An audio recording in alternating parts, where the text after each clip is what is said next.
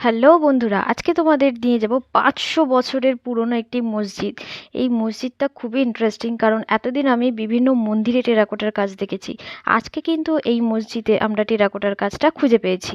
আর এই মসজিদের একদম দক্ষিণ পশ্চিম দিকে ৩টি উন্মুক্ত সমাধি ছিল সৈয়দ ফকিরউদ্দিন এবং তার পরিবারের।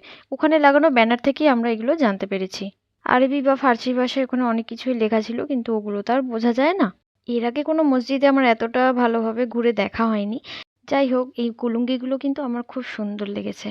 আর এখানে ৪টে মিনার আছে চারদিকে, যদিও ধ্বংসাবশেষ। আর মাঝখানে এরকম দুটো পিলার আছে, কোষ্ঠী পাথরের মেবি এগুলো, যেখানে দেখলাম অনেকেই ধূপকাঠি আর মোমবাতি জ্বালানোর চেষ্টা করেছে আর কি। তারপর পুরো মসজিদটাই ঘুরে ঘুরে দেখার একটু চেষ্টা করলাম।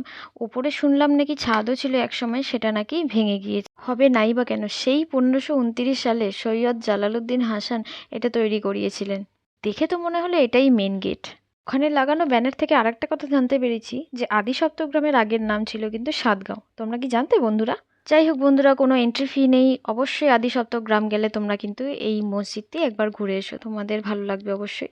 ভিডিওটি কেমন লাগলো জানিও বন্ধুরা। টাটা।